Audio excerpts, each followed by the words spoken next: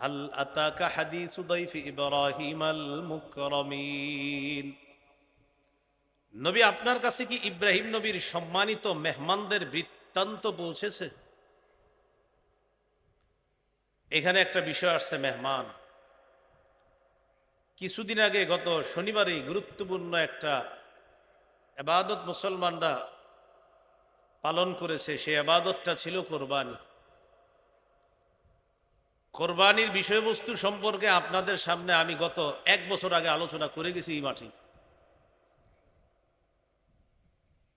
আমার আগে মাওলানা মুফতি আনিসুর রহমান আশরাফি সাহেব আলোচনা করেছিলেন। 13 নম্বর পারার শেষ পৃষ্ঠার উপরে তিনি আলোচনা করেছেন, পুরো মনে আছে আমার। আলহামদুলিল্লাহ। আমি আলোচনা করেছিলাম হজ এবং কোরবানি সম্পর্কে। কোরবানি গেল গত শনিবার। কোরবানির পর আমাদের দেশে মেহমানদারির একটা রমরমা অবস্থা চলে। কেউ সুন্নতি মেহমানদারি পালন করে, কেউ আবার নদী দিয়া টলার দিয়া গান বাজাইতে বাজাইতে বুঝায় আমরা হইলাম এক ধরনের মেহমান, এরকম বুঝায় আরেক এলাকায় যায়। তো সব ধরনের মেহমানদারি এটা মোটামুটি এই সিজনে শুরু হয়। এক তো গোস্ত, আরেক তো আম কাঁঠাল, আর আল্লাহ রহমতে তিনোটা এখন একসাথে, গোস্ত আবার আম কাঁঠাল। এই জন্য ইব্রাহিম নবীর সম্পর্কে যে আয়াতগুলা জানলাম আমরা, এই আয়াতের প্রথম শিক্ষা মেহমান। আপনার কাছে কি ইব্রাহিম নবীর সম্মানিত মেহমানদের বৃত্তান্ত পৌঁছেছে? আজকে আমরা ভালো করে জানবো মেহমান আর মেজবান কিভাবে হওয়া যায়, এবং প্রকৃত মেজবান কে আর প্রকৃত মেহমান কে। এই আয়াত থেকে আজকে আমাদের প্রথম শিক্ষা, সমস্ত নবীদের একটা সুন্নত হলো মেহমানদারি করা। এটা নবীদের সুন্নত। বিশেষ করে হাদিসের মধ্যে আসছে, কানা আউয়ালা মান দাইয়াফা দাইফা ইব্রাহিম আলাইহিস সালাতু ওয়াস সালাম। সর্বপ্রথম যিনি মেহমানদারির দুনিয়ার মধ্যে করেছেন, মেহমানদারিকে ব্যাপকভাবে সুন্নাহ হিসাবে প্রতিষ্ঠিত করেছেন যেই নবী, তার নাম ইব্রাহিম আলাইহিস সালাতু ওয়াস সালাম। তাহলে কিছুদিন আগের আমলটাও ইব্রাহিম নবীর সুন্নাহ। নবীজিকে জিজ্ঞাসা করেছিলেন সাহাবায়ে কেরাম, মা হাদিহিল আদাহি ইয়া রাসূলুল্লাহ, হুজুর এই কোরবানি কি? নবীজি বলেছেন, সুন্নাতু আবিকুম ইব্রাহিম আলাইহিস সালাতু ওয়াস সালাম। এটা তোমাদের পিতা ইব্রাহিম নবীর সুন্নাহ। তাহলে কোরবানিও ইব্রাহিম নবীর একটা সুন্নাহ পালন করলাম। আর কোরবানির পরে মেহমানদারি, এই মেহমানদারির ব্যাপকতাও যেই নবীর মাধ্যমে এটা প্রতিষ্ঠিত হয়েছে, তার নামও ইব্রাহিম আলাইহিস সালাম। 2 নাম্বার আলোচনা, মেহমানদারি করা আমাদের নবীর নবুয়ত প্রকাশের আগে থেকেই অভ্যাস ছিল মেহমানদারি করা। সুবহানাল্লাহ। সহিহ বুখারীর 3 নম্বর হাদিস, জিবরিল আমিন রাসূল সাল্লাল্লাহু আলাইহি সাল্লামের কাছে আসলেন, সূরা আলাকের 5টা আয়াত দিয়ে গেলেন। নবীজির নবুয়ত প্রকাশ আল্লাহ ঘটায় দিলেন। ফারাজা বিহা রাসূলুল্লাহ সাল্লাল্লাহু আলাইহি ওয়াসাল্লাম ইলা খাদিজা। রাসূলুল্লাহ সাল্লাল্লাহু আলাইহি ওয়াসাল্লাম 5টি আয়াত নিয়ে খাদিজা রাদিয়াল্লাহু তাআলা আনহার কাছে হেরা গুহা থেকে ফিরে আসলেন। ইয়ারজুফু ফুআদুহু, নবীজির অন্তর তখন ছটফট করতেছিল, নবীজির বুক ধড়ফড় করতেছিল। নবীজি ভীত অবস্থায় বাড়িতে আসলেন। আসার পর বললেন, জাম্মিলুনি জাম্মিলুনি, খাদিজা কোথায় আছো? পরিবারের লোকেরা কোথায়? আমাকে চাদর দিয়ে ঢাকো, আমাকে বস্ত্রাবৃত করো, আমাকে কাপড় দিয়ে ঢাকো। ফাজাম্মালুহু হাত্তা যাহাবা আনহুর রাউ', পরিবারের লোকেরা তাকে ঢাকলেন কাপড় দিয়ে। তার ভীতি কেটে গেল। সাল্লাল্লাহু আলাইহি সাল্লামের ভয় কেটে যাওয়ার পর রাসূলুল্লাহ সাল্লাল্লাহু আলাইহি সাল্লাম বললেন, লাকাদ খাশিতু আলা নাফসি, খাদিজা আমার নিজের ব্যাপারে আমি আশঙ্কা করতেছি, আমার ভয় হইতেছে কেউ আমাকে হত্যা করবে মনে হচ্ছে। এই জিবরিল আমিন তারা দেখছে তো, এটা নবীজির কাছে বলে যে খাদিজা আমার কেমন জানি মনে হচ্ছে, আমি নিজের উপর আশঙ্কা করতেছি। খাদিজা রাদিয়াল্লাহু তাআলা আনহা বললেন, কাল্লা ওয়াল্লাহি লা ইউখজিকাল্লাহু আবাদা, কখনো না, আল্লাহর কসম, আল্লাহ আপনাকে কখনো লাঞ্ছিত করবেন না। কেন লাঞ্ছিত করবে না? আপনার মাঝে স্পেশাল 5টা বৈশিষ্ট্য আছে, স্পেশাল 5টা গুণ আছে। এই 5 গুণে আপনি গুণান্বিত। এরকম গুণ যাদের মধ্যে থাকে তাদেরকে আল্লাহ লাঞ্ছিত করবে না, এটা আমি খাদিজার বিশ্বাস। আর এই 5 গুণ আপনার মধ্যে পরিপূর্ণ আছে। 1 নাম্বার, ইন্নাকা লাতাসিলুর রাহিম, আপনি রক্তের সম্পর্ক রক্ষা করেন। 2 নাম্বার, ওয়া তাকসিবুল মা'দুম, নিঃস্ব মানুষের পাশে আপনি দাঁড়ান। 3 নাম্বার, ওয়া তাহমিলুল কাল্লা, আপনি বোঝা বহন করেন। 4 নাম্বার, ওয়া তাকরিদ দাইফা, আপনি মেহমানদারি করেন। সুবহানাল্লাহ। 5 নাম্বার, ওয়া তুঈনু আলা নওয়াইবিল হক, হকের উপর, সত্যের উপর চলতে গিয়ে যারা বাধার সম্মুখীন হয় তাদের এই কঠিন পরিস্থিতিতে আপনি তাদের সহযোগিতায় সবচেয়ে আগে এগিয়ে যান। এই 5 গুণ আপনার মধ্যে আছে। আল্লাহর কসম, আমি খাদিজা বলছি, আল্লাহর কসম, কখনো না, আল্লাহ আপনাকে লাঞ্ছিত করবেন না। তাহলে 5 গুণের মধ্যে 1 গুণ মেহমানদারি করা। এখান থেকে বুঝতে পারলাম নবুয়ত প্রকাশের আগেই আমাদের নবীজি সাল্লাল্লাহু আলাইহি সাল্লামের অসাধারণ 5টি অভ্যাস ছিল, বৈশিষ্ট্য ছিল। এর মধ্যে একটি হলো মেহমানদারি। তারা নিঃসন্দেহে তারা আমার মেহমান। ফারাগা ইলা আহলিহি, ইব্রাহিম নবী চুপে চুপে তার বিবির কাছে গেলেন। ফাজাআ বিইজলিন সামিন, একটি মোটা তাজা বাছুর ভাজা করে নিয়ে আসলেন। ফাকাররাবাহু ইলাইহিম,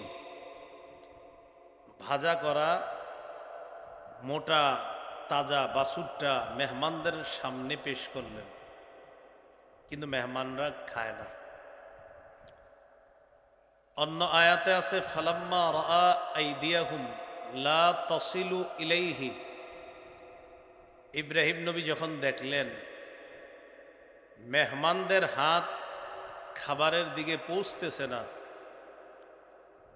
তখন ইব্রাহিম নবী তাদেরকে বললেন, ফাকালা আলা তাকুলুন, আপনারা কি খাবেন না? তাদের না খাওয়া দেখে ইব্রাহিম নবী মনে মনে একটু ভয় কাজ করলো, ভয় পেয়ে গেলেন। ফাআউজাসা মিনহুম খীফা, ইব্রাহিম নবী তাদের ব্যাপারে মনের মধ্যে একটু শঙ্কা অনুভব করলেন, তার মনের ভিতরে একটা ভীতি কাজ করল। প্রশ্ন, ভীতি কাজ করলো কেন? জবাব, ওই যুগে মেহমানদের সামনে খাবার রাখার পর মেহমানরা খাবার না খেলে মেজবান এই চিন্তা করতেন, মনে হয় মেহমান আমার শত্রু, এই জন্য খাবার গ্রহণ করছে না। ইব্রাহিম নবীর খাবার যখন মেহমানরা গ্রহণ করেনি, তিনি ভাবলেন তারা মনে হয় শত্রু হবে, এই জন্য মেহমান খাবার গ্রহণ করে না। এই জন্য ইব্রাহিম নবী মনে মনে ভয় পেয়ে গেলেন। ইব্রাহিম নবীর ভয় পাওয়াটা মেহমানরা বুঝতে পারছে। বুঝার পর তারা বললেন, ক্বালু লা তাখাফ, আপনি ভয় পাবেন না। 12 নম্বর বাড়ায় আছে, ইন্না উরসিলনা ইলা কওমি লুত, ভয় পাওয়ার কারণ নাই, আমাদেরকে লুত নবীর সম্প্রদায়ের কাছে পাঠানো হয়েছে, আমরা আল্লাহর পক্ষ থেকে প্রেরিত ফেরেশতা, ভয়ের কোনো কারণ নেই। ওয়াবাশশারুহু বিগুলামিন আলিম, মেহমানরা ইব্রাহিম নবীকে একজন জ্ঞানী পুত্র সন্তানের সুসংবাদ দিলেন। আপনার স্ত্রী সারা, তার গর্ভে একজন পুত্র সন্তান আল্লাহ দান করবেন, তার নাম হবে ইসহাক। যে কথাটা আল্লাহ পবিত্র কোরআনে বলেছেন, ফাবাশশারনাহা বিইসহাক, ইব্রাহিম নবীর স্ত্রী সারাকে আমি ইসহাক নামে একটা পুত্র সন্তানের সুসংবাদ দিলাম। فأقبلت امرأته في صرة فصكت وجهها وقالت عجوز حقيم।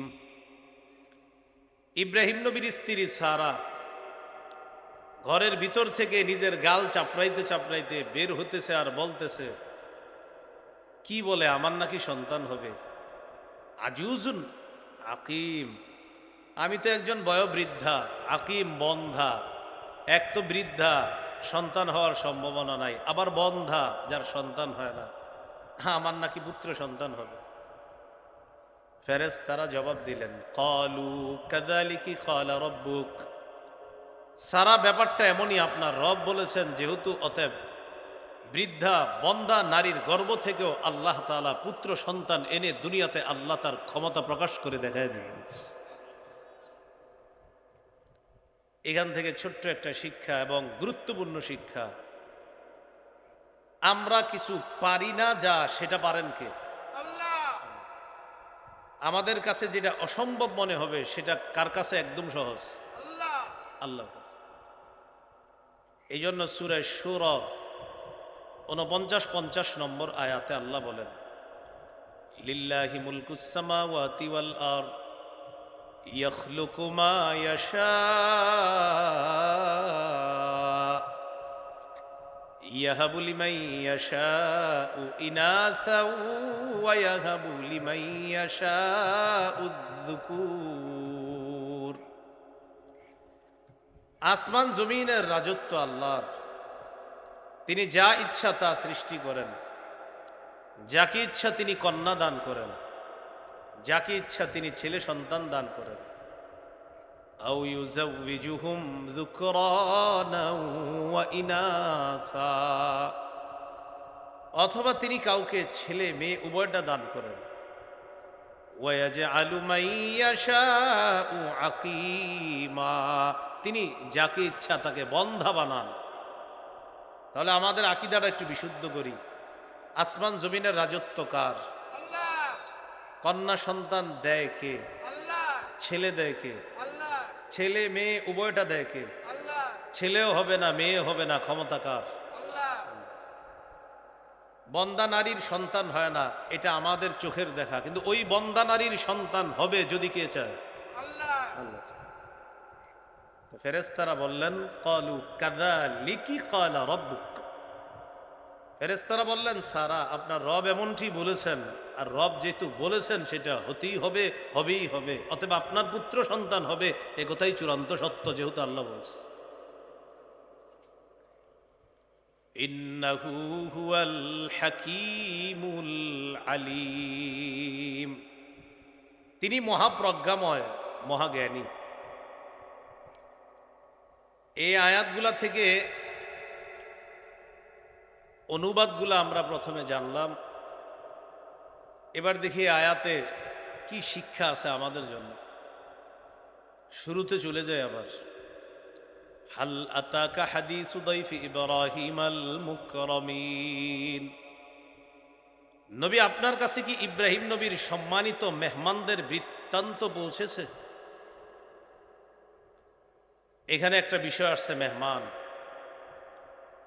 কিছুদিন আগে গত শনিবারে গুরুত্বপূর্ণ একটা ইবাদত মুসলমানরা পালন করেছে, সেই ইবাদতটা ছিল কোরবানি।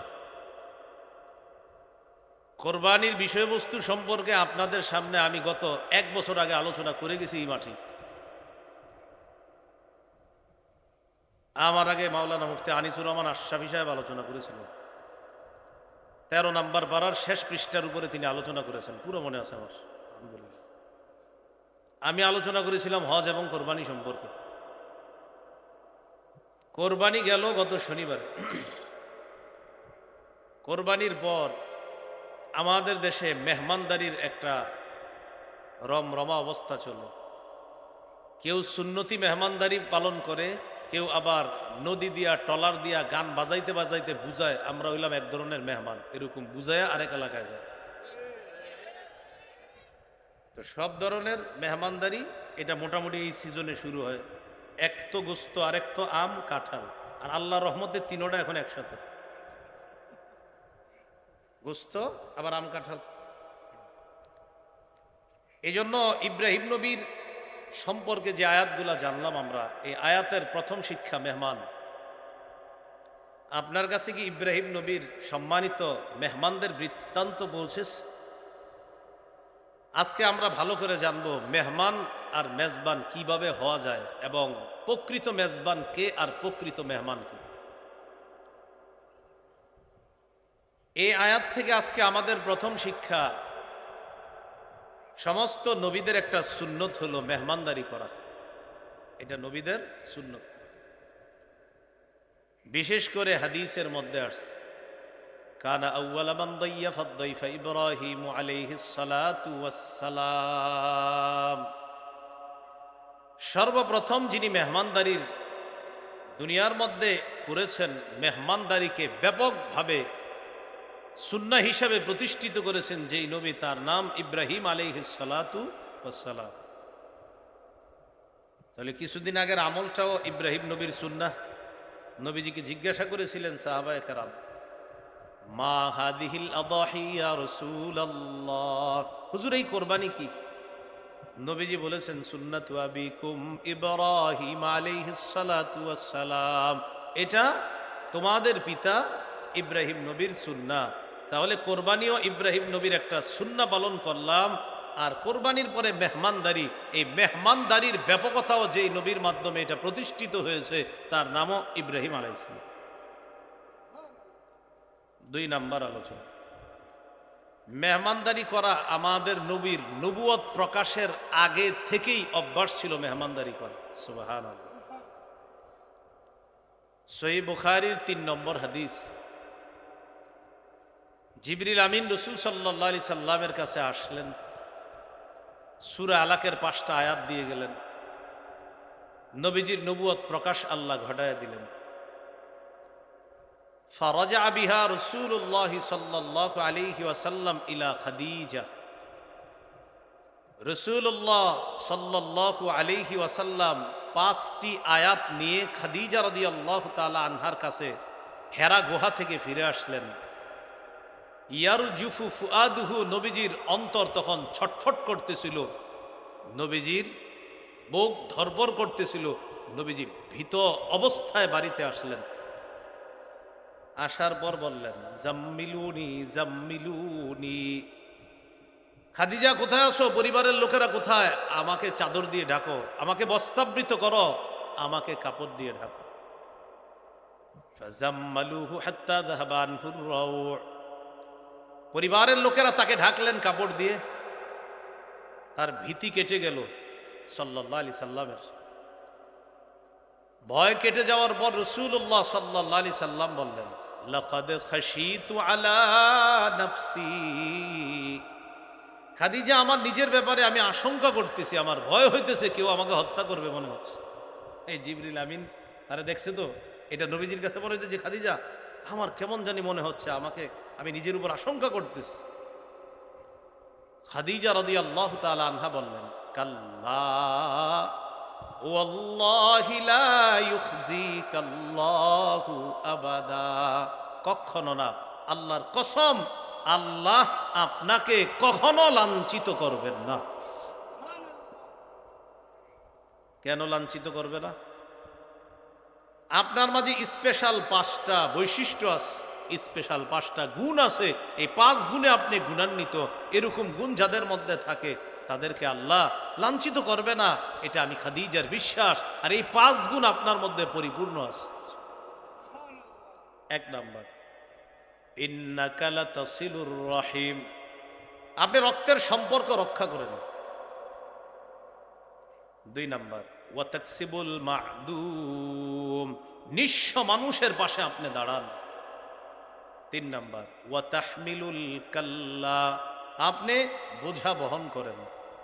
4 নাম্বার, ওয়া তাকরিদ দাইফা, আপনি মেহমানদারি করেন। সুবহানাল্লাহ। 5 নাম্বার, ওয়া তুঈনু আলা নওয়াইবিল হক, হকের উপর, সত্যের উপর চলতে গিয়ে যারা বাধার সম্মুখীন হয়, তাদের এই কঠিন পরিস্থিতিতে আপনি তাদের সহযোগিতায় সবচেয়ে আগে এগিয়ে যান। এই 5 গুণ আপনার মধ্যে আছে। আল্লাহর কসম, আমি খাদিজা বলছি, আল্লাহর কসম, কখনো না, আল্লাহ আপনাকে লাঞ্ছিত করবেন না। তাহলে 5 গুণের মধ্যে 1 গুণ মেহমানদারি করা। এখান থেকে বুঝতে পারলাম নবুয়ত প্রকাশের আগেই আমাদের নবীজি সাল্লাল্লাহু আলাইহি সাল্লামের অসাধারণ 5টি অভ্যাস ছিল, বৈশিষ্ট্য ছিল। এর মধ্যে একটি হলো মেহমানদারি। 3 নাম্বার, মেহমানদারি করা সাহাবায়ে কেরামের আদর্শ। এই ব্যাপারে কয়েকটি দৃষ্টান্ত আমরা শুনব। দৃষ্টান্ত নাম্বার 1, সহিহ বুখারীর বর্ণনা 3798 নম্বর হাদিস। এই হাদিসের মধ্যে আসছে এক ব্যক্তি রাসূলুল্লাহ সাল্লাল্লাহু আলাইহি সাল্লামের কাছে মেহমান হলেন। নবীজির কাছে মেহমান হওয়ার পর ফাবাআথা ইলা নিসাইহি, রাসূলুল্লাহ সাল্লাল্লাহু আলাইহি ওয়াসাল্লাম তার স্ত্রীদের কাছে সংবাদ পাঠাইলেন খোঁজ নেওয়ার জন্য, ঘরে কোনো খাবার আছে কিনা, আমার কাছে একজন মেহমান আসছে, তাকে মেহমানদারি করতে হবে। ফাকুলনা মা মা'ানা ইল্লাল মা, সব বিবিরা জবাব দিলেন, আমাদের ঘরে পানি ছাড়া আর কিচ্ছু নেই। কি ছাড়া? পানি ছাড়া কিচ্ছু নাই, সব বিবিরা জবাব দিচ্ছে। রাসূলুল্লাহ সাল্লাল্লাহু আলাইহি সাল্লাম যখন জানলেন ঘরে পানি ছাড়া কিছুই নাই, একটা ঘোষণা করলেন, মাইয়াজুম্মু আও মাইয়ুদিফু হাদা, তোমাদের মধ্যে কে আছো আমার এই মেহমানকে মেহমানদারি করবা? আছো কেউ? ফাকামা রাজুলুম মিনাল আনসার, এক আনসারী সাহাবী দাঁড়িয়ে বললেন, আনা ইয়া রাসূলুল্লাহ, হুজুর আমি আছি, আমি আপনার মেহমানকে মেহমানদারি করব। ফানতালাকা বিহি ইলা ইমরাআতিহি, মেহমানকে নিয়ে বাড়িতে গেলেন। স্ত্রীর কাছে গিয়ে বললেন, আকরিমি দাইফা রাসূলিল্লাহি সাল্লাল্লাহু আলাইহি ওয়াসাল্লাম, বাড়িতে মেহমান নিয়ে আসছি, এটা সাধারণ মেহমান নয়, আল্লাহর রাসূলের মেহমান। আকরিমি দাইফা রাসূলিল্লাহি সাল্লাল্লাহু আলাইহি ওয়াসাল্লাম, আল্লাহ রাসূলের মেহমানকে যথেষ্ট সম্মান করো, খাতিরদারি করো, যত্নে যেন কোনো অবহেলা না হয়, কারণ এটা আল্লাহ রাসূল সাল্লাল্লাহু আলাইহি সাল্লামের মেহমান। স্ত্রী যে জবাব দিলেন আপনারা অবাক হবেন শুনলে। স্ত্রী বললেন, মা ইনদানা ইল্লা কুতু সিবিয়ানিনা, আমাদের বাসায় বাচ্চাদের খাবার ছাড়া আর কোনো খাবার নাই। আপনি রাতে খাবার খাবেন, এই খাবারও নাই। আমি খাবো, এই খাবারও নাই। আমি কষ্ট করে বাচ্চাদের জন্য কিছু খাবার সংগ্রহ করেছিলাম, এটা আছে, এটা বাচ্চারা খাবে, সেটা আমিও খাবো না, আপনিও খাবেন না, বাচ্চারা হয়তো একটু খাবার খাবে, এতটুকু আছে, আর কিচ্ছু নাই করে। এটা কে বলতেছে? যিনি নিয়ে আসছে। তো স্বামী তার স্ত্রীকে 3টি কথা বললেন। 1 নাম্বার, হাইয়ি তাআমাক, বাচ্চাদের খাবারটাই ভালো করে প্রস্তুত করো। ওয়া আসবাহি সিরাজাক, বাতিটা জ্বালায় দাও আপাতত। ওয়া নাওয়িমি সিবিয়ানাকি ইযা আরাদু আশা, বাচ্চারা রাতের খাবার চাইলে তুমি তাদেরকে কোনো একটা বুঝ দিয়ে ঘুম পাড়ায়া দিবে। খাবা খাবা আসে না, বিভিন্ন বুঝ দিয়ে, ভুলভাল বুঝ দিয়ে ঘুম পাড়ায়া দিবে। ফাহাইয়া আত-তাআমাহা, স্ত্রী খাবার প্রস্তুত করছে। ওয়া নাওয়ামাত সিবিয়ানাহা, বাচ্চাগুলারে ঘুম পাড়ায় দিছে। এবার স্বামী বললেন, মন দিয়ে শোনো, তুমি বাতিটা ঠিক করার বাহানায় বাতির কাছে যাইবা, যাওয়ার পর বাতিটাকে নিভাইয়া দিবা, নিবানোর পর তুমি খালি বারবার ঠিক করতে চাইবা, কিন্তু বাতি কিন্তু ঠিক হবে না। তুমি খালি ঠিক করতে চাইবা, বাতি ঠিক হবে না। এক্ষেত্রে মেহমানরে আমরা খাবার দেওয়ার পর মেহমান খাবার শুরু করবে, আর মেহমান মেজবান ছাড়া খাবে না। তখন মেহমান আমাকে বলবে, ভাইজান আপনি খাবেন না? তো আমিও মুখ নাড়াবো, তুমিও মুখ নাড়াবা, অন্ধকারের মধ্যে আমরা দুইজন মুখ নাড়ায়া বুঝামু আমরাও খাইতেছি, আপনিও খান। আর যতক্ষণ মেহমানের খাবার শেষ না হবে বাতি কিন্তু ঠিক হবে না, ততক্ষণ তুমি খালি বাতি ঠিক করতে চাইবা, কিন্তু ঠিক হবে না। মেহমানের সামনে কোন খাবার? ওই বাচ্চাদের খাবার। মেহমান খাবার শুরু করছে, স্বামী স্ত্রী দুইজন মুখ নাড়ানো শুরু করছে। স্ত্রী বাতির সামনে গিয়ে একটা বাহানায় আতফু বাতিটা নিভাইয়া দিছে। এই বাতি নিবানোর পর এখন আর এটা ঠিক হয় না, এটা নিভেই রইছে। এই অবস্থা হওয়ার পর আপনারা পেরেশান হয়ে না, আমার গরম দিকে পেরেশান হয়ে না। আমি খালি একটু ঘাম মুছলেই খালি দেখি বাপ ফ্যানের দিকে তাকান, তখন আমি টেনশনে বুঝে যাই। আপনার আমার দিকে তাকায় যায় না। ঘাম তো গরমকালে ঘামাবি, এটাই স্বাভাবিক, এই পেরেশানির কিছু নেই। আমি ঘামাইলে ওনারা সাথে সাথে দুই ফ্যানের দিকে তাকায়, তাকায় না, বয়ান শুনে না। রাসূলুল্লাহ সাল্লাল্লাহু আলাইহি সাল্লামের সাহাবী এবং তার স্ত্রী মেহমানকে খাবার দিলেন। মেহমান খাইতেছে আর তারা দুইজন মুখ নাড়াইতেছে। ইউরিয়ানিহি আন্নাহুমা ইয়াকুলান, তারা দুইজন বুঝাইতেছে আমরাও খাইতেছি, আপনি খান আমরাও খাইতেছি। ফাবাতা তাওয়িয়াইন, রাতের বেলা ক্ষুধার্ত অবস্থায় স্বামীও কাটাইয়া দেয়, স্ত্রীও কাটিয়ে দিছে, বাচ্চাগুলোও ক্ষুধার্ত অবস্থায় রাত পার করে দিছে। মেহমানের যেন কোনো কষ্ট না হয়, কথায় কষ্ট না হয়, কর্মে যেন কষ্ট না হয়। আমরা খাই নাই এটা মেহমান বুঝলে এটাও কষ্ট পাবে, তাই মেহমান যেন কোনো কষ্ট না পায় এমন একটা পরিস্থিতি তৈরি করেছে স্বামী আর স্ত্রী মিলে। বাস এইভাবে মেহমানের সুন্দরভাবে মেহমানদারি করার পর রাত শেষ হলো। পরের দিন সাহাবী রাসূলুল্লাহ সাল্লাল্লাহু আলাইহি সাল্লামের কাছে গেলেন। যাওয়ার পর নবী বললেন, দহিকা রব্বুনা আল্লাইলাতা আও আজিবা রব্বুনা মিন ফাআলিকুমা। কি ব্যাপার, তুমি আর তোমার স্ত্রী গত রাতে মেহমানের সাথে কি করেছো? তোমাদের দুইজনের এই অসাধারণ মেহমানদারি দেখা আল্লাহ খুশিতে হাসি দিয়ে কোরআনের আয়াত নাজিল করছে। সূরা হাশরের 9 নম্বর আয়াত। কোন আয়াতটা নাজিল করছে? সূরা হাশরের 9 নম্বর আয়াত। ওয়ায়ুসিরুনা আলা আনফুসিহিম ওয়ালাউ কানা বিহিম খাসাসা। নবীর সাহাবীদের অভ্যাস হলো এমন, নিজেদের প্রচন্ড প্রয়োজন থাকা সত্ত্বেও তারা নিজেদের উপর অন্যদেরকে প্রাধান্য দেয়। তারা প্রচন্ড প্রয়োজন থাকা সত্ত্বেও নিজেদের উপর অন্যদেরকে তারা প্রাধান্য দেয়। এটা হলো আমার নবীর সাহাবীদের অভ্যাস।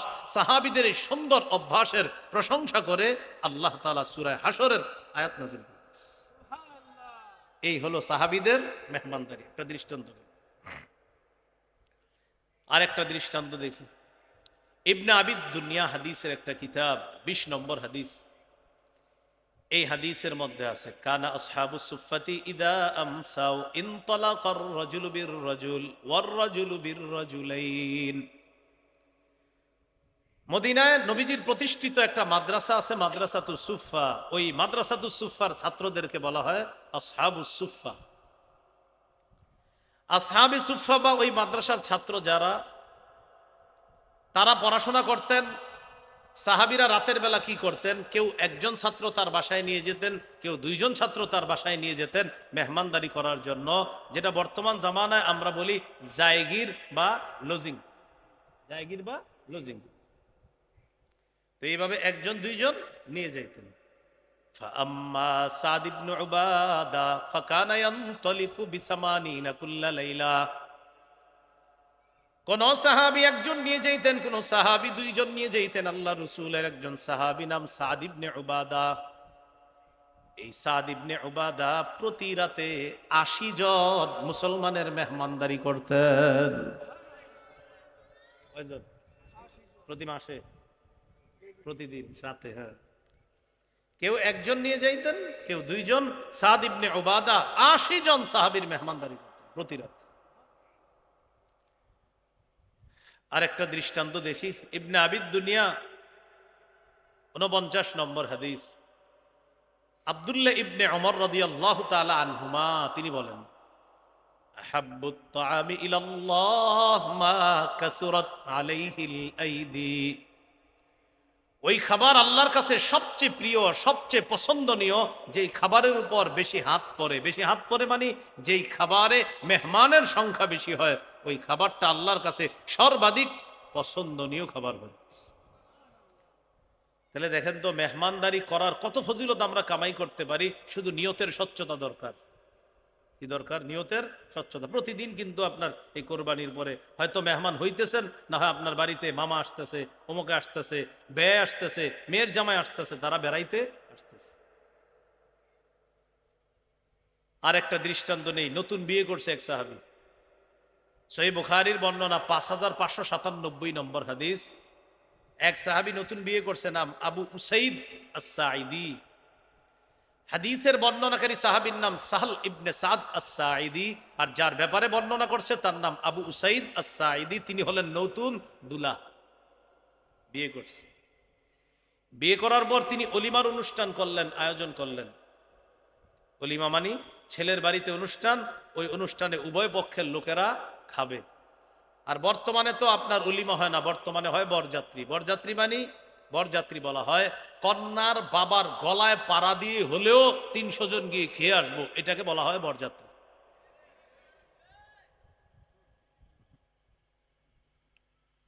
যেভাবে হোক খাওয়াই তো, কেন? ছেলে বিয়ে করছে এটাই তো বেশি, তো যাওয়া রয়ে গেছে। আপনার কি করবেন করেন, আমার তো সামর্থ্য কম না, প্রয়োজনে আপনার মেরেলাম, তাও করতে করেন। কন্যাযাত্রী শুনছেন কোনোদিন? আরে শুনছেন কন্যাযাত্রী নাকি বরযাত্রী? অথচ উচিত ছিল কন্যাযাত্রী হওয়া, হয়ে গেছে বরযাত্রী। বরযাত্রী মানে বরের সাথে যাবে, গিয়ে কন্যার বাবার গলায় পাড়া দিয়ে হলেও খেয়ে আসবে। রাসূলুল্লাহ সাল্লাল্লাহু আলাইহি সাল্লামের সাহাবী অলিমা করলেন। অলিমা, অলিমার মধ্যে সাহাবায়ে কেরামকে দাওয়াত দিলেন, আর বিশেষ করে প্রধান অতিথি হিসাবে যাকে দাওয়াত দিলেন, সুবহানাল্লাহ, মুহাম্মদুর রাসূলুল্লাহ সাল্লাল্লাহু আলাইহি সাল্লাম। দা'আন নবিয়্য সাল্লাল্লাহু আলাইহি ওয়াসাল্লাম ইলা উরসিহি। নতুন দুলা সাহাবী আবু উসাইদ আস-সাঈদী রাসূলুল্লাহ সাল্লাল্লাহু আলাইহি সাল্লামকেও তার অলিমায় দাওয়াত দিলেন। তার স্ত্রী নতুন বিবি, তিনিও কি করলেন সেদিন? তিনি নতুন বিবি এই কথা ভুলে গিয়ে নিজেই তিনি খাদেমা হয়ে গেলেন। কেন? যে এই মেহমানদেরকে তো আর পাওয়া যাবে না, তার স্ত্রী নিজেই ভিতর থেকে খাবার পরিবেশন করা শুরু করছে মেহমানকে। আল্লাহ রাসূল সাল্লাল্লাহু আলাইহি ওয়াসাল্লাম, ওয়াকানাত ইমরাআতুহু ইয়াওমাইদিন খাদিমাহুম। সেদিন এই নবদুলার নববধূ তিনি স্বেচ্ছায় ভিতর থেকে খাবার পরিবেশন করছেন, নবী সাহাবায়ে কেরামের মেহমানদারি করছেন। শুধু কি তাই, এই নববধূ তিনি বলেন, আমি আল্লাহ রসুলের জন্য সাল্লাল্লাহু আলাইহি সাল্লামের জন্য খেজুর দিয়ে আলাদা একটা স্পেশাল আইটেমও তৈরি করেছি, আমার হাবিবকে ওই অলিমায় সেটা আমি খাওয়াইছি। এই হলো সাহাবায়ে কেরামের মেহমানদারি। আজকের 4 নাম্বার আলোচনা, মেহমানদারির গুরুত্ব। সহিহ বুখারীর বর্ণনা 6475 নম্বর হাদিস। এই হাদিসটি আমি খুতবায় তেলাওয়াত করছি। قال رسول الله صلى الله عليه وسلم من كان يؤمن بالله واليوم الآخر فليقل خيرا أو ليصمت। রাসূলুল্লাহ সাল্লাল্লাহু আলাইহি ওয়াসাল্লাম বলেন, যে ব্যক্তি আল্লাহ এবং আখিরাতে বিশ্বাস রাখে সে যেন কথা বললে ভালো কথা বলে, অন্যথায় সে যেন চুপ থাকে। ওয়ামান কানা ইউমিনু বিল্লাহি ওয়াল ইয়াউমিল আখির ফালা ইউজি জারা। যে ব্যক্তি আল্লাহকে বিশ্বাস করে, আখিরাতে বিশ্বাস করে, সে যেন প্রতিবেশীকে কষ্ট না দেয়। ওয়ামান কানা ইউমিনু বিল্লাহি ওয়াল ইয়াউমিল আখির ফালইউকরিম। যে ব্যক্তি আল্লাহকে বিশ্বাস করে, আখিরাতে বিশ্বাস করে, সে যেন মেহমানকে সম্মান করে।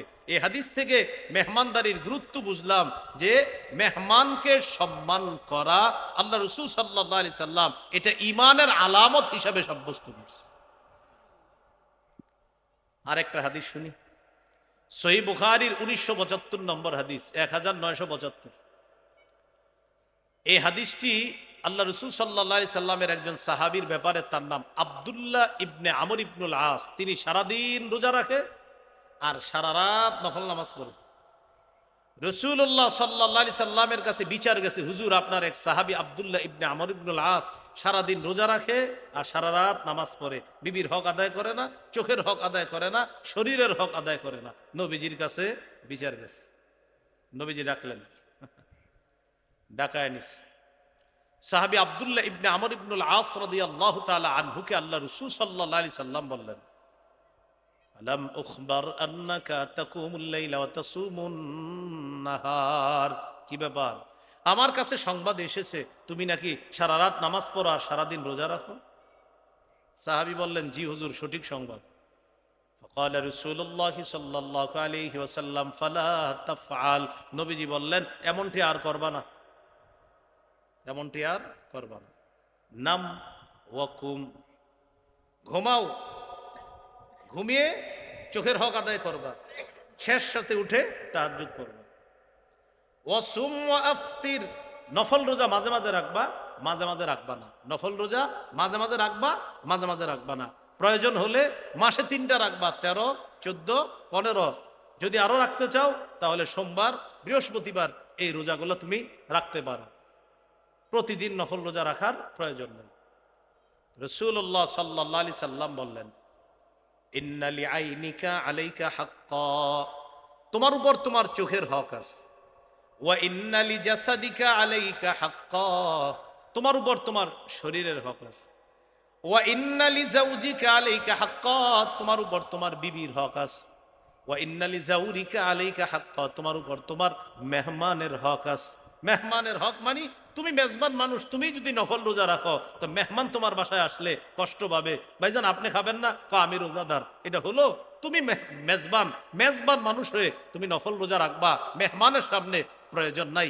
মাঝে মাঝে রোজা রাখো, মাঝে মাঝে নফল রোজা রাখবা না। মেহমানের মেহমানদারি করা আল্লাহ রাসূল সাল্লাল্লাহু আলাইহি সাল্লাম মেজবানের জন্য হক সাব্যস্ত করেছে, কর্তব্য সাব্যস্ত করেছে যে তোমার হক মেহমানের মেহমানদারি করা। আরেকটা হাদিস দেখি, আবু দাউদের হাদিস 3750 নম্বর হাদিস। এই হাদিসের মধ্যে আছে, قال رسول الله صلى الله عليه وسلم ليلة الضيف حق على كل مسلم, প্রত্যেকটা মুসলমানের হক কর্তব্য হলো অন্তত এক রাত মেহমানদারি করা। প্রতিটি মুসলমানের হক কর্তব্য এক রাত মেহমানদারি করা। ফামান আসবাহা বিফিনাইহি ফাহুয়া আলাইহি দাইনুন, কোন মেহমান যদি তোমার বাড়ির আঙিনায় আসে সেক্ষেত্রে তুমি তার মেহমানদারি করা এমন ঋণ পরিশোধ করা যেমন। বুঝছেন কথাটা? ঋণ পরিশোধ করতে হয় কিনা?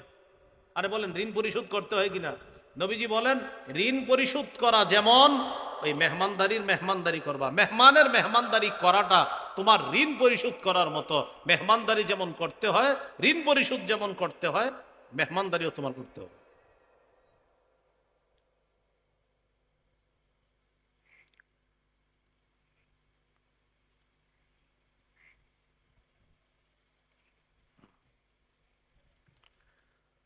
রাসূলুল্লাহ সাল্লাল্লাহু আলাইহি সাল্লাম বলেন,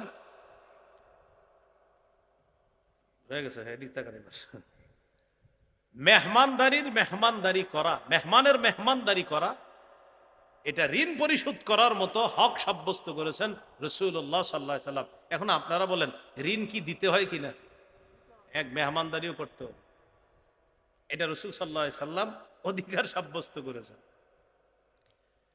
আরেকটা হাদিস শুনি, সহিহ বুখারী 6137 নম্বর হাদিস। এই হাদিসটি শোনার পর একটু অংশে আপনাদের হাসি উঠবে, বাকি শিক্ষণীয় হাদিস।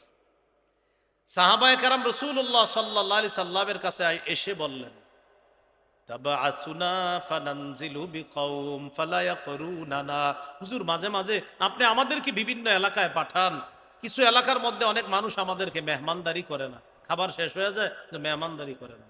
নবীজি বললেন, তাই শোনো তোমরা, ইন নাজালতুম বিকওম, যখন তোমরা কোনো এলাকায় গিয়ে অবস্থান করবা, ফাআম্মারু লাকুম বিমা ইয়ামবাগি লিদ-দাইফি ফাকবালু, তারা যদি তোমাদের জন্য মেহমানদারির আয়োজন করে তাহলে সেটা গ্রহণ করবা। ওয়া ইল্লাম ইয়াফালু, আর তারা যদি মেহমানদারি না করে, ফাখুযু মিনহুম হাক্কাদ দাইফ, তাদের কাছ থেকে মেহমানদারির হক আদায় করে নিবা। এইটা কিন্তু আবার পিস্তল ধরে কইেন না আমারে খাওয়াও, বিষয়টা কিন্তু এমন না যে ছুরি ধরে বললেন খাওয়াই তুই বল, মানে নবীজি গুরুত্ব বুঝাইলেন যে ওরা মেহমানদারি না করলে বুঝে নিবা যে ভাই মেহমানদারি করবেন না কেন, আমরা দূর থেকে আসছি এরকম। তো রাসূল সাল্লাল্লাহু আলাইহি সাল্লাম গুরুত্ব বুঝাইছে যে মেহমানদারি কতটা গুরুত্বপূর্ণ ইবাদত। তাহলে এখানে কিন্তু আবার জোর দেওয়া যাবে না। সহিহ বুখারী 6139 নম্বর হাদিস। এই হাদিস থেকে আমরা শিখব মেহমানকে খুশি করার জন্য প্রয়োজনে মেজবান নফল রোজা ভাঙতে হবে। মেহমানকে খুশি করার জন্য প্রয়োজনে মেজবান নফল রোজা ভাঙা যায়। দলিল সহিহ বুখারী 6139 নম্বর হাদিস। সালমান রাদিয়াল্লাহু তাআলা আন আবু দারদা রাদিয়াল্লাহু তাআলা আনহুর সাথে ভ্রাতৃত্বের সম্পর্ক নবীজি করে দিয়েছেন। হযরত সালমান আর আবু দারদা এই দুই সাহাবীর মাঝে ভ্রাতৃত্বের সম্পর্ক করে দিয়েছেন। ভ্রাতৃত্ব মানে মুহাজির সাহাবীকে আনসার সাহাবীর সাথে আল্লাহ রাসূল এটা ভ্রাতৃত্বপূর্ণ সম্পর্ক করে দিতেন, যে তোমরা দুইজন ভাই ভাই, ব্যবসা করবা একসাথে, লাভ করবা একসাথে, এরকম ভ্রাতৃত্বের সম্পর্ক গড়ে দিতেন। সালমান রাদিয়াল্লাহু তাআলা আনহু গেলেন আবু দারদা রাদিয়াল্লাহু তাআলা আনহুর বাড়িতে মেহমান হিসেবে। যাওয়ার পর সালমান রাদিয়াল্লাহু তাআলা আনহু গিয়ে বুঝতে পারলেন তার স্ত্রীর শরীরের কাপড়টা ময়লা। স্ত্রী ভিতর থেকে বললেন যে আপনার ভাই তো বাড়িতে নাই। সালমান রাদিয়াল্লাহু তাআলা আনহু বুঝতে পারলেন যে আবু দারদা রাদিয়াল্লাহু তাআলা পরিবারের কোনো খোঁজ খবর বেশি রাখে না, স্ত্রীর খোঁজ রাখে না, সন্তানদেরও খোঁজ রাখে না। একটু পরে আবু দারদা রাদিয়াল্লাহু তাআলা আনহু বাড়িতে আসলেন। বাড়িতে আসার পর সালমান রাদিয়াল্লাহু তাআলা আনহুর সামনে খাবার নিয়ে গেলেন। কে? আবু দারদা। খাবার নিয়ে যাওয়ার পর আবু দারদা রাদিয়াল্লাহু তাআলা আন সালমান রাদিয়াল্লাহু তাআলা আনহুকে বললেন, কুল ফাইন্নী সাইম, আপনি খান, আমি রোজাদার। সালমান রাদিয়াল্লাহু তাআলা আনহু বললেন, লা আকুলু হাত্তা তাকুলা, আপনি না খাওয়া পর্যন্ত আমি খাবো না। মেহমান মেজবানকে বললেন, আপনি না খাওয়া পর্যন্ত আমি খাবো না। আমি তো রোজাদার। রোজা ভাঙেন, কিন্তু আপনি না খাওয়া পর্যন্ত আমি খাবো না। মেহমানকে খুশি করার জন্য তার রোজা ভাঙানো হয়েছে, তিনিও খেয়েছেন নফল রোজা। সালমান রাদিয়াল্লাহু তাআলা আনহু আগে থেকে জানছেন তিনি পরিবারের তেমন খবর রাখে না। সালমান রাদিয়াল্লাহু তাআলা আনহু কি করলেন, রাতের বেলা আবু দারদা রাদিয়াল্লাহু তাআলা আনহুর সাথে শোয়ার ইচ্ছা ব্যক্ত করলেন, মানে ওনার সাথেই ঘুমাবে। কেন? কারণ উনি সারা রাত নামাজ পড়ে, স্ত্রীর কোনো খোঁজ খবর রাখে না। তো বলছে আপনার সাথে আমি ঘুমু, যদি আপনি সারা রাত নামাজই পড়েন, একসাথেই থাকি। একসাথে আবু দারদা রাদিয়াল্লাহু তাআলা আন আর সালমান রাদিয়াল্লাহু তাআলা আন কি করছে জানেন? সালমান রাদিয়াল্লাহু তাআলা আনহুকে শোয়া দিয়া আবু দারদা রাদিয়াল্লাহু তাআলা আনহু নামাজে দাঁড়াবে মাত্র ওই টাইমে সালমান রাদিয়াল্লাহু তাআলা আনহু বলেন, নাম, আসেন। নাম এটা আরবি, নাম মানে হলো ঘুমান, আসেন ঘুমান। নামাজ পড়বো না? কয় না, ঘুমান। নফল নামাজে দাঁড়াইছিল। কিছুক্ষণ ঘুমানোর পর আবার উঠছে। উঠার পর সালমান রাদিয়াল্লাহু তাআলা আনহু আবার বললেন, নাম, ঘুমান। উনি আবার ঘুমাইছে, আবার কিছুক্ষণ পর উঠছে। উঠার পর সালমান রাদিয়াল্লাহু তাআলা আনহু বললেন, নাম, ঘুমান। আরে ভাই নামাজ পড়বো না, আপনি ঘুমান। ফালাম্মা কানা আখিরুল লাইল, যখন শেষ রাত হলো তখন আবু দারদা রাদিয়াল্লাহু তাআলা আনহু উঠলেন, সালমান রাদিয়াল্লাহু তাআলা আনহু উঠলেন। হ্যাঁ, এবার সমস্যা নেই, আপনিও তাহাজ্জুদ পড়েন, আমিও তাহাজ্জুদ পড়ি। কোন রাতে? শেষ রাতে। সারা রাত কিন্তু ঘুম পাড়াইছে, শেষ রাতে উঠছে, আপনিও তাহাজ্জুদ পড়বেন, আমিও তাহাজ্জুদ পড়ব। তা আপনারা আবার চিন্তা করতে পারেন, হুজুর শেষ রাত তাহলে কখন? সাহাবায়ে কেরাম নবীজি তারা কি করতেন? এশার নামাজের পরপরই তারা ঘুমিয়ে যেতেন। এশার পরপর রাসূলুল্লাহ সাল্লাল্লাহু আলাইহি সাল্লাম এশার পরপরই ঘুমিয়ে যেতেন। তো শেষ রাতে উঠলেন, উঠার পর দুই সাহাবী নামাজ পড়লেন, ফজর পড়লেন। ফজর পড়ার পর আবু দারদা রাদিয়াল্লাহু তাআলা আন সালমান রাদিয়াল্লাহু তাআলা আনহুকে বললেন, ভাই তুমি কি শুরু করলা গতকালকে থেকে আমার সাথে? আমারে রাতে নামাজ পড়তে দেও না, দিনের বেলা নফল রোজা রাখতে দেও না। তখন সালমান রাদিয়াল্লাহু তাআলা আনহু বললেন, ইন্না লিরাব্বিকা আলাইকা হাক্কা, আপনার উপর আপনার রবের হক আছে। ওয়া ইন্না লিআইনিকা আলাইকা হাক্কা, আপনার উপর আপনার চোখের হক আছে। ওয়া ইন্না লিজাওজিকা আলাইকা হাক্কা, আপনার উপর আপনার বিবির হক আছে। এই হকগুলো আপনি আদায় করবেন না? গত রাতে আপনারে ঘুম পাড়াইছি, আপনার চোখের হক আদায় হয়েছে। শেষ রাতে আমি আপনি উঠা নামাজ পড়ছি, এটাতে রবের হক আদায় হয়েছে। আবু দারদা রাদিয়াল্লাহু তাআলা আনহু নবীজির কাছে গেছে বিচার দেওয়ার জন্য। কার নামে? সালমান রাদিয়াল্লাহু তাআলা আনহুর ব্যাপারটা জানাইতে গেছে। নবীজির কাছে গিয়ে বললেন, হুজুর এমন এমন ঘটনা, সালমান আমার বাড়িতে মেহমান হওয়ার পর আমার সাথে এই ঘটনা ঘটাইছে। আমারে দিনের বেলা বলছে না খাইলে সে খাবে না, এই জন্য সে আমার মেহমান, আমি তার মেজবান। আমারে বলছে আমি না খাইলে খাবে না। আর রাতের বেলা আমি নামাজ পড়ি সাধারণত, গত রাতে আমাকে নামাজ পড়তে দেয়নি। নবীজি বললেন, সদাক সালমান, সালমান যা বলেছে আর যা করেছে সব সঠিক কাজ করছে। তাহলে প্রিয় ভাইরা, এখান থেকে কি শিখলাম? চোখের হক আছে, স্ত্রীর হক আছে, মেহমানের হক আছে। হক এটা গুরুত্বপূর্ণ কর্তব্য। আর প্রয়োজনে মেহমানের খুশি করার জন্য মেজবান নফল রোজাও যদি ভাঙা লাগে তাও ভাঙতে হবে, তাও মেহমান যেন অখুশি না হয়, তার মনে যেন কোনো কষ্ট না হয়। এগুলো মেহমানদারির গুরুত্ব।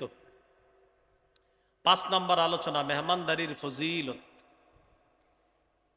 এর চেয়ে বড় ফজিলত আর কি চান? মেহমানদারি করলে মরার পর যদি সুন্দরভাবে, খাঁটিভাবে, নিয়তটা বিশুদ্ধ করে মেহমানদারি করেন আর মেহমানকে খুশি করেন, আপনার ঠিকানা জান্নাত। তিরমিজির হাদিস, 1855 নম্বর হাদিস। قال رسول الله صلى الله عليه وسلم اعبدوا الرحمن واطعموا الطعام وافشوا السلام تدخلوا الجنة بسلام। নবীজি বলেন, তোমরা রহমানের ইবাদত করো, তোমরা মেহমানের মেহমানদারি করো, ক্ষুধার্ত ব্যক্তির মেহমানদারি করো, গরিবের মেহমানদারি করো, ধনীর মেহমানদারি করো, আত্মীয়দের মেহমানদারি করো। ওয়াফশুস সালাম, সালামের ব্যাপক প্রচার প্রসার করো। তাদখুলুল জান্নাতা বিসালাম, মৃত্যুর পর নিরাপদে জান্নাতে প্রবেশ করো। মৃত্যুর পর নিরাপদে জান্নাতে প্রবেশ করো। মেহমানদারির আরেকটা ফজিলত, জান্নাতের ভিতরে আল্লাহ তাআলা অনিদ্য সুন্দর বালাখানা প্রস্তুত করে রাখছে। এই বালাখানা যাদের জন্য আল্লাহ নির্মাণ করেছেন, ওই মানুষগুলোর মধ্যে এক শ্রেণী হলো যারা দুনিয়াতে মেহমানদারি করে। তিরমিজির হাদিস, 2527 নম্বর হাদিস। قال رسول الله صلى الله عليه وسلم إن في الجنة لغرفا يرى ظهورها من بطونها وبطونها من ظهورها। জান্নাতে কিছু অনিন্দ্য সুন্দর বালাখানা আছে, যার ভিতরের সৌন্দর্য বাহির থেকে দেখা যাবে, বাহিরের সৌন্দর্য ভিতর থেকে দেখা যাবে, এমন কিছু বালাখানা আছে। আমাদের বর্তমান দুনিয়ার পৃথিবীর মধ্যে কিছু কাচ আছে, যে কাচগুলো এমন, যেমন এই বিল্ডিংটার কাচই মনে হয় এমন, যেটা বাহির থেকে ভিতর দেখবেন না, ভিতর থেকে বাহির দেখা যাবে। এরকম না অনেক কাজ আছে, আমরা ভিতর বাহির থেকে কিছু দেখবো না, ভিতরে মানুষ আমাদেরকে দেখবে। তো জান্নাতের অনিত্য সুন্দর বালাখানার ভিতরের সৌন্দর্য বাহির থেকে, আর বাহিরের সৌন্দর্য ভিতর থেকে উপলব্ধি করা যাবে, অবলোকন করা যাবে। এক গ্রাম্য ব্যক্তি দাঁড়ায় বললেন, লিমান হিয়া ইয়া রাসূলুল্লাহ, হুজুর এত সুন্দর বালাখানা কাদের জন্য? فقال رسول الله صلى الله عليه وسلم লিমান আতাবাল কালাম, যে ব্যক্তি সুন্দর করে দুনিয়াতে কথা বলে তার জন্য। সুন্দর করে উত্তম কথা বলে, মানে মিথ্যা বলে না, সত্য কথা বলে, যা বলে ভালো কথা বলে, সুন্দরভাবে উত্তম ভাবে কথা বলে, তার জন্য।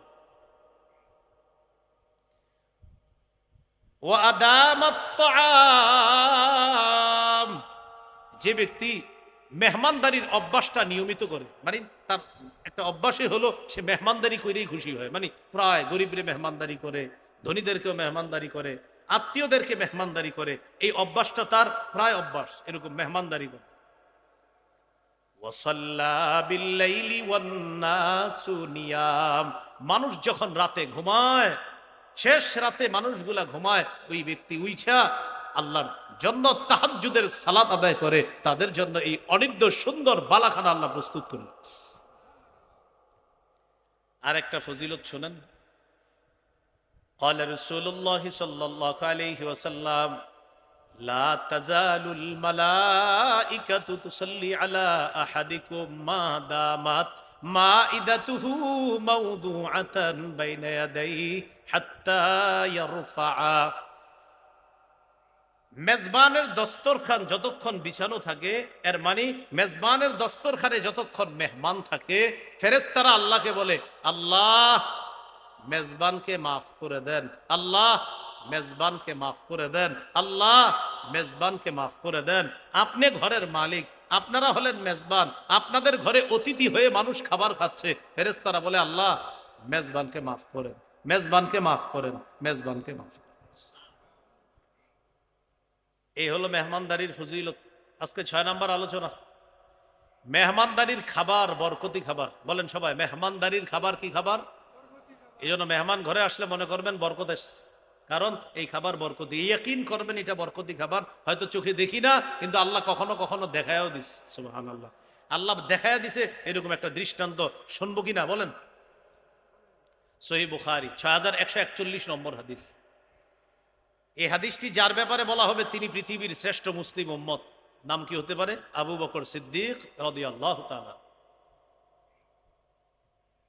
হাদিসের বর্ণনাকারী হলেন তার ছেলে আব্দুর রহমান ইবনে আবু বকর, মানে আবু বকর সিদ্দিক, টেনশন করেন না, আবু বকর সিদ্দিক রাদিয়াল্লাহু তাআলা আনহুর ছেলে আব্দুর রহমান হলেন হাদিসের বর্ণনাকারী।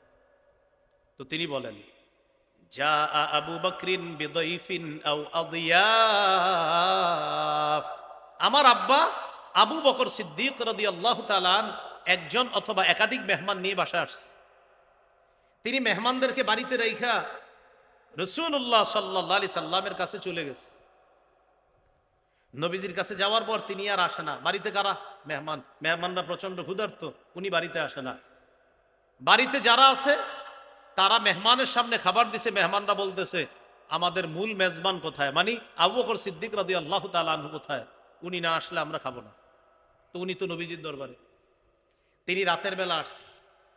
আসার পর তার স্ত্রী তাকে দেখে বললেন, ইহতাবাসতা আন দাইফিক আও আদিয়াফিক, মেহমান থুইয়া কোথায় গেছেন, কোথায় হারিয়ে গেলেন মেহমান থুই? কেন? আমা আশাইতিহিম, তুমি কি তাদেরকে রাতের খাবার দাও নাই? স্ত্রী বললেন, আরাদনা লাহু, রাতের খাবার দিয়েছিলাম, মেহমানদের সামনে পেশ করেছিলাম, কিন্তু মেহমানরা খাবে না, আপনি ছাড়া নাকি তারা মেহমানদারি গ্রহণ করবে না। আবু বকর সিদ্দিক রাদিয়াল্লাহু তাআলা আনহু রাগ হয়ে গেলেন, হ্যাঁ এতক্ষণ মানুষকে না খাওয়া রাখে মেহমানকে। ফাসাব্বা ওয়া জাদ্দা, তিনি বকাঝকা করলেন। তার ছেলে আব্দুর রহমান ইবনে আবু বকর বলেন, ইখতাবাতু, আমি লুকিয়ে গেলাম, কারণ আমি জানি আব্বা এখন আমারও বকাঝকা করবে, আমিও বাড়িতে। তো আব্বা বলতেছে, ইয়া গুনসার, ওহে মূর্খ তুমি কোথায়, মানে বাবা সন্তানকে বলতেছে।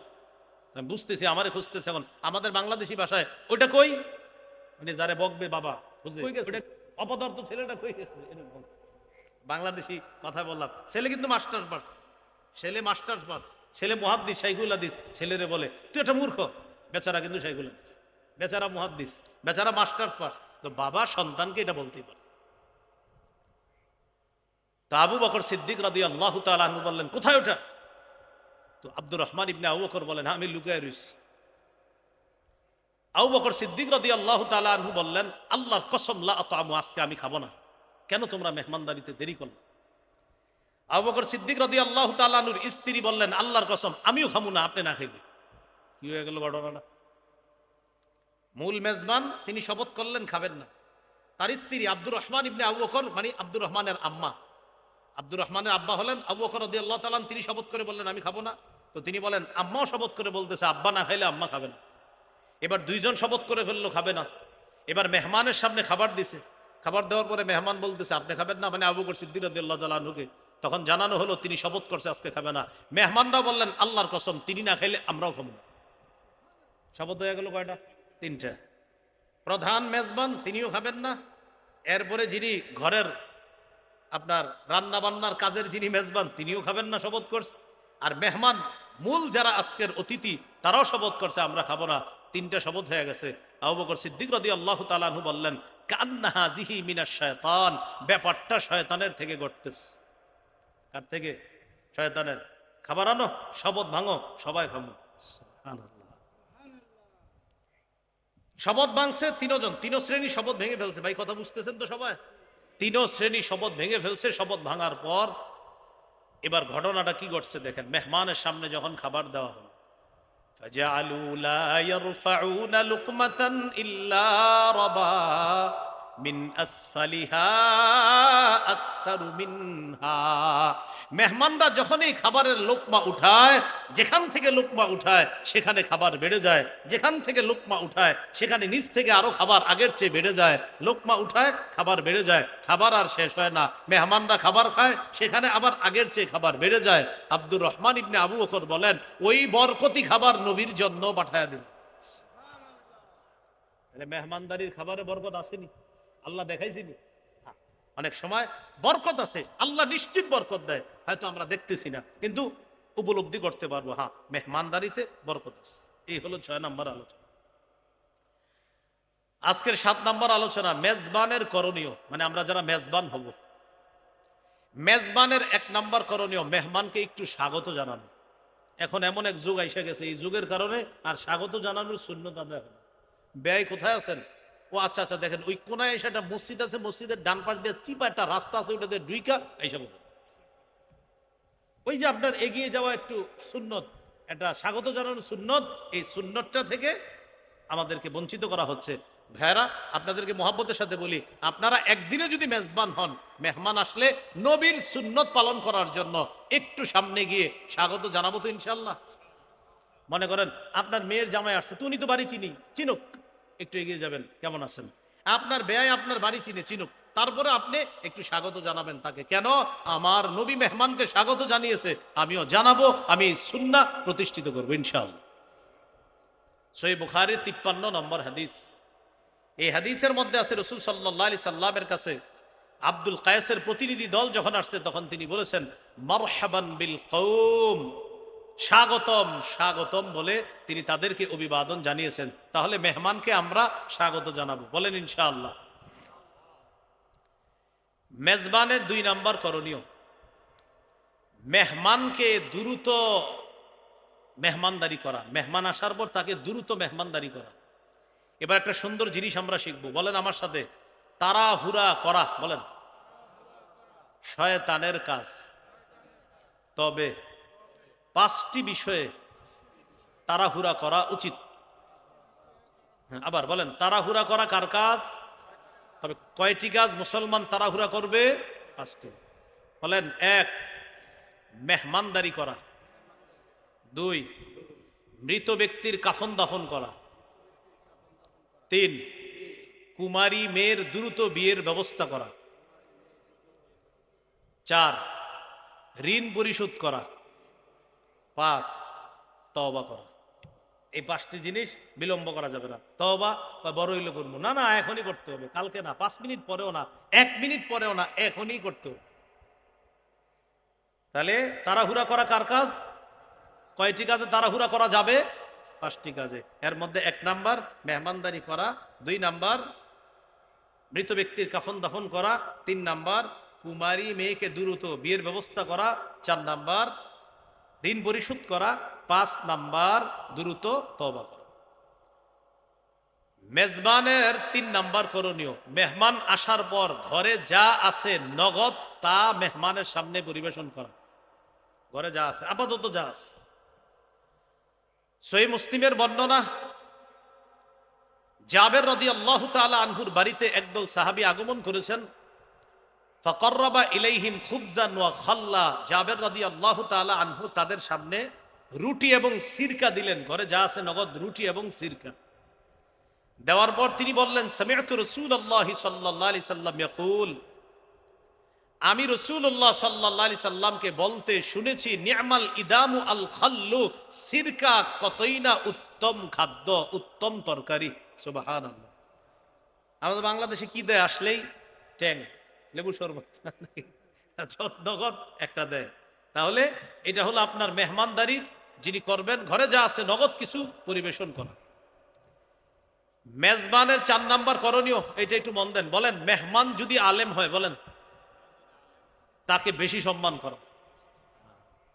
সূরা মুজাদালার 11 নম্বর আয়াতে আছে, ওয়ায়ারফাইল্লাহুল্লাযীনা আমানু মিনকুম ওয়াল্লাযীনা উতু। চেয়ারম্যান সাহেব নিচে নিয়ে বসতে দিলেন।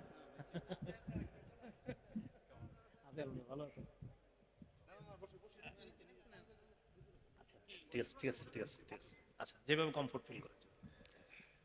মেজবানের 4 নাম্বার করণীয়, আলেম যদি মেহমান হয় তাকে একটু বেশি মর্যাদা দেওয়া। কেন? আল্লাহ তাআলা কোরআনে মুমিনদেরকে মর্যাদা দিয়েছেন, আর মুমিনদের মধ্যে যারা আলেম তাদেরকে আল্লাহ বেশি মর্যাদা দিয়েছেন। সূরা মুজাদালা 11 নম্বর আয়াত, 28 পারা 2 নম্বর পৃষ্ঠা। ইয়ারফাইল্লাহুল্লাযীনা আমানু মিনকুম ওয়াল্লাযীনা উতুল ইলমা দারাজাত, তোমাদের মধ্যে যারা ঈমানদার এবং যাদেরকে ইলম দেওয়া হয়েছে তাদের মর্যাদা আল্লাহ বাড়ায়া দেন। মেজবানের জন্য 5 নাম্বার করণীয়, কোন কৃত্রিমতা প্রদর্শন না করা। কথার কথা, আপনার ঘরে যা আছে এটাই দিবেন। আপনি এমন কোনো ভাব না নেওয়া যে আসলে আরো ভালো কিছু ছিল, এরকম না নেওয়া। যা ছিল এটাই, বাস আমার সামর্থ্য আছে এটাই। সহিহ বুখারীর বর্ণনা, ওমর রাদিয়াল্লাহু তাআলা আনহু বলেন, নুহিনা আনিত তাকাল্লুফ, আমাদেরকে কৃত্রিমতা প্রদর্শন করতে নিষেধ করা হয়েছে, কোনো কৃত্রিমতা যেন আমরা প্রদর্শন না করি, আমি যা সেটাই, আমি এর চেয়ে বেশি কিছু না, বাস। এই হলো আজকের 7 নম্বর আলোচনা, মেজবানের করণীয়। আজকের সর্বশেষ 8 নম্বর আলোচনা, মেহমানের করণীয়। মেহমান প্রথমে মেজবানের বাড়িতে এসে সালাম দিবে। ইব্রাহিম নবীর মেহমানরা এসে কি করেছিলেন? ইজদাখালু আলাইহি ফাকালু সালামা, মেহমানরা ইব্রাহিম নবীকে সালাম দিয়েছেন। সহিহ বুখারীর 12 নম্বর হাদিসে আছে, ইসলামের সবচেয়ে উত্তম শ্রেষ্ঠ শিষ্টাচারের মধ্যে একটা হলো ইতআমুত তাআম, মেহমানদারি করা, খাবার খাওয়ানো, আরেকটা হলো ওয়া ইফশাউস সালাম, সালামের ব্যাপক প্রচার প্রসার করা। তাহলে মেহমান আইসা মেজবানকে প্রথমে কি করবে? সালাম দিবে। মেহমানের 2 নম্বর করণীয়, মেহমান কোনো খাবারের দোষ ধরবে না। মা আবা রাসূলুল্লাহ সাল্লাল্লাহু আলাইহি ওয়াসাল্লাম তাআমান কাত্তু ইনিশতাহাহু আকালা ওয়া ইন কারিহাহু তারাকা। রাসূলুল্লাহ সাল্লাল্লাহু আলাইহি সাল্লাম কোনো খাবারের দোষ ধরতেন না, পছন্দ হলে খাইতেন, পছন্দ না হলে খাইতেন না, মনোভূত হলে খাইতেন, মনোভূত না হলে খাইতেন না, কিন্তু দোষ ধরতেন না। কিন্তু আমাদের সমাজে 100টা বিয়ের মধ্যে 100টা বিয়েতেই দোষ ধরে, 99টা না 100টা। আর সেটা যদি কন্যার বাড়ির খাবার হয়, তাহলে কন্যার বাড়ির 100টা কন্যার বাড়ির অনুষ্ঠানেরই দোষ হবে। আর দোষটা ধরে আমাদের এই সমাজে পাবেন কিছু লোক, মানে কয়েকজন, এরা পুরা সবসময় নিয়ত করে রাখে, যত ভালো হোক আইসা বলবো গোস্তটা একটু ওরকম হইলে আর একটু একটা বলবেই সে। এই জাতীয় মানুষ পাইলে কি করবেন জানেন? জুমার দিন ঘোষণা করবেন, ভাই আপনারা চান্দা উঠায় কিছু টাকা দিয়ে আপনার জেনে ভালো মনে হয় এনে কিছু খাই আসেন, কারণ যেহেতু আপনার পৃথিবীর কোনো খাবার দিয়ে সন্তুষ্ট করা যাচ্ছে না, আমরা চান্দা উঠায় দিই, আপনি খাবার খান। এই কিছু মানুষ আছে এরকম, শুধু দোষ ধরবে খাবার। মেহমানের 2 নম্বর করণীয়, খাবারের দোষ ধরবে না। মেহমানের 3 নম্বর করণীয়, মেহমান খাবার খাওয়ার পর মেজবানের জন্য এমনি তো অনেকগুলো দোয়া আছে যেগুলো আমরা ছোটবেলা থেকে জানি, শিখছি, কিন্তু খাবারটা শেষ করার সাথে সাথে একটা অসাধারণ দোয়া আছে, রাসূল সাল্লাল্লাহু আলাইহি সাল্লাম শিখিয়ে দিয়েছেন, আল্লাহুম্মা বারিক লাহুম ফিমা রাযাকতাহুম, আল্লাহ এই মেজবানকে যে রিজিক দান করেছেন, আল্লাহ তার রিজিকে প্রচুর বরকত দান করেন। ওয়াগফির লাহুম ওয়ারহামহুম, আল্লাহ এই ঘরের মেজবানদেরকে আপনি মাফ করে দেন, এই ঘরের মেজবানদেরকে আপনি দয়া করেন। সুবহানাল্লাহ, এই দোয়াটা মেহমান করবে। আরো তো অনেকগুলো দোয়া আছে যেগুলো আমরা জানি, আল্লাহুম্মা আতইম মান আতআমানি ওয়াসকি মান সাকানি, আরো দোয়া আছে, আকালা তাআমাকা আলাইকুমুল মালাইকা, এই দোয়াগুলো আছে। তবে এই দোয়াটা একটু কইরেন, আরবিটা না পারলে বাংলায়, আল্লাহ এই মেজবানের রিজিকে আপনি ভরপুর বরকত দান করেন, তাদেরকে মাফ করেন, তাদের প্রতি দয়া করেন, এই দোয়াটা ইনশাআল্লাহ। মেহমানের 4 নম্বর করণীয়, মেহমান যদি একাধিক হয় তাহলে তিনি জ্ঞান বুদ্ধি খাটায়া ভিতরে গিয়ে খাবার শেষ করে দ্রুত বের হওয়ার চেষ্টা করবে, কারণ তারপরে আরো 5 জন ওয়েটিং এ আছে, তারাও এই ঘরের মেহমান। জায়গার সংকুলন হওয়ার না হওয়ার কারণে তারা প্রথমে খাইতেছে, আরো 5 জন বাহিরে ওয়েটিং এ আছে। আপনি মাশাআল্লাহ ওখানে খাওয়ার পর বসে রয়েছেন, দই, ঠান্ডা, পান, সুপারি, শেষে একটা বালিশ, একটু শুই, এরকম নিয়ত করেন। আপনি দেখতেছেন যে আরো মেহমান ওয়েটিং এ আছে, তখন কি করা? বুদ্ধি খাটিয়ে তাড়াতাড়ি বের হবেন। বের হওয়ার পর দেখবেন চেয়ার টেবিল থাকে, বসে থাকবেন, ওখানে দেখবেন আপনারে বাকি খাবারগুলা দিবে, দই হতে পারে বা ওই যে ঠান্ডা ঠুন্ডা ইত্যাদি এগুলা দিতে পারে। আর এগুলা যত পারেন না খায়েন, বিশেষ করে ওই কোম্পানি, যেই কোম্পানি আমাদের পকেটের অর্থ দিয়ে আমাদের ভাইদের উপর অস্ত্র চালায়, আমাদের ভাইদের উপর আঘাত করে, তাদের কোনো পণ্য করে না করা। ঠিক তো এখানেই কইছেন, বাইরে গিয়েও তো আবার আজকে টান দিবেন, হুজুর গরম সহ্য করতেছি না, এটা টান না দিল না, এটা খায়েন না। তাহলে মেহমানের 4 নাম্বার করণীয়, আল্লাহ সূরা আহজাবের মধ্যে বলেছেন, ফাইদা তাইমতুম ফান্তাশিরু, খাবার শেষ বের হয়ে যাও, ওয়ালা মুস্তানিসিনা লিহাদিস, কথাবার্তা বলার জন্য বসে থাকো না, যাও বেরোন তাড়াতাড়ি। মেহমানের 5 নাম্বার করণীয়, মেহমান এমন কোন আচরণ করবে না যেটা মেজবানের জন্য কষ্ট হয়। সহিহ মুসলিমের বর্ণনা, লা ইয়াহিল্লু লিরাজুলিন মুসলিমিন আইয়ুকিমা ইনদা আখিহি হাত্তা ইউসিমা, মেহমানের উচিত না মেজবানের কাছে এত সময় অবস্থান করা যে মেজবানের কষ্ট হয়। সাহাবীরা বললেন, হুজুর কিভাবে কষ্ট হয়? নবী বললেন, মেজবানের সামনে মেহমানদারি গ্রহণ করার পরেও এত সময় বৈশা রয়েছে, কিন্তু মেজবানের কাছে আর তারে দেওয়ার মতো কিছু নাই, কিন্তু হে এখান থেকে যাবে না, বসে রয়েছে। তো নবীজি বলেন এরকম কষ্ট দিবা না। যেমন আজকে আমাদের আজাদি সাহেব আসছে মনে করেন, তো আজাদি সাহেব রে এই এলাকার আপনার কেউ একজন মায়া করে, মহাব্বত করে, আপনার ভালোবেসে এক জায়গায় ওনাকে মেহমানদারি করার জন্য নিয়ে গেছে। তো স্বাভাবিকভাবে ওনার সাথে ওনার ড্রাইভার বা সফর সঙ্গী ৫-৭ জন যাবে। তো ওই অনুযায়ী মেজবানও কি করে, যে হুজুররে কেন্দ্র করে ৭-৮ জন ১০ জনের খাবার তিনি প্রস্তুত করে। এখন আজাদি সাহেবের সাথে ঢুকছে ৩০ জন, ওনারা পিছি পিছি ঢুকে গেছে। উনিও তো বলতে পারে না এদেরকে কিছু, কারণ উনি এলাকার মেহমান, উনি মুখ খুলতে পারে না। আর মেজবান যিনি, উনি লজ্জায় পড়ে গেছে। ইন্নালিল্লাহ, আছে তো ১০ জনের খাবার, ঢুকছে তো ৩০ জন, ওর মুখে এখন অন্য দরজা দিয়ে ছেলেরে বাড়ায় দেয়, তাড়াতাড়ি যে আপেল টাপেল নিয়ে, কমলা নিয়ে, অন্য দরজা দিয়ে পাঠানোর পর আনার পর আপেল দেয়, কমলা দেয়, মালটা দেয়, আঙ্গুর দেয়। কি বুঝায় জানেননি? ভাই খায়া বাগেন না, আসলটা তো খামু। এখন হুজুরেও ক্ষুধার্ত, ওনারও দিতেছে না, কারণ ওনারে দিলে উনিও হয়তো সামনে যারা আছে মুখ সরমে বলবে ভাই আসেন আসেন বসেন, মানে উনি তো মেহমান। আর মেজবানও লজ্জা বলতে পারবে না যে ভাই আসলে ১০ জনের বেশি থাকেন না, এটাও উনি বলতে পারতেছে না। ভাই এটা আকল খাটাবেন, এটা আকল খাটানোর চেষ্টা করবেন যে আমি যেখানে সেখানে যাব না, কোন ঘরে আমি ঢুকবো আর ঢুকবো না, এটা তো একটু আকল খাটাবেন।